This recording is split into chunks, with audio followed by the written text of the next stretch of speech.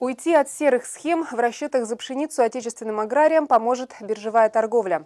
По такому принципу работают практически все зернопроизводители мира. Биржа – это эффективный инструмент справедливой торговли, говорят эксперты. Хлеборобы сами принимают решение, кому и по какой цене продавать свою продукцию, что позволяет коллективно держать цену и избегать теневых схем. Подробнее об этом рассказывает Николай Господарев, председатель Зернового союза сельхозпроизводителей Ростовской области.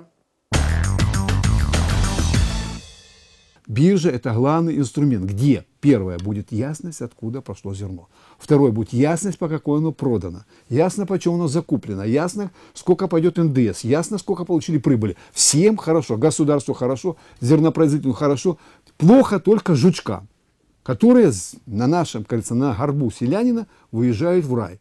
Понимаете? Себестоимость составляет у них от 4 до 5 рублей. У него зерно забирают на 10 копеек дороже на 15 копеек. Я говорю, так я там не шучу. Я имею в виду не холдинги, опять-таки, а средний, который не может никуда вырваться. У него получается рентабельность, там, ну, пускай даже 10-15%, это найдет. А большую. А вот эти вот перекупщики, они-то продают его за 10 рублей, скажем так, утрированно.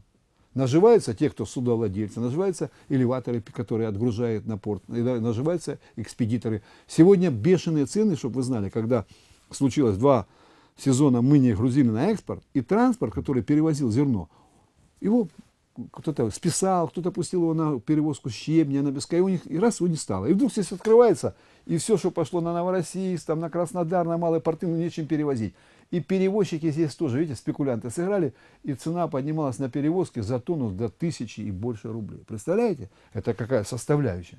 Поэтому я считаю, что и объясняю им, что такое сегодня понимание фьючерса. Мы можем урожай, селянин, ведь может он его продать сегодня. Вот он отсеял зимой, взошла зимой, к декабрю месяца, приехали, поля обследовали, он выставляет свой лот, он продал. И вот этот фьючер, который у него купили, он может его отнести в банк, получить на него кредит, вот фьючерс, кредит, и эти деньги пустить, допустим, на запасные части через лизинг, либо на приобретение ГСМ, либо на удобрение подкормку. То есть все инструменты. Ведь незнание всех этих финансовых инструментов приводит к тому, что он попадает в какую-то непонятную... Он кажется, ой, где я все возьму? Да у него самое главное, это есть у него земля, это есть его труд, это его посев.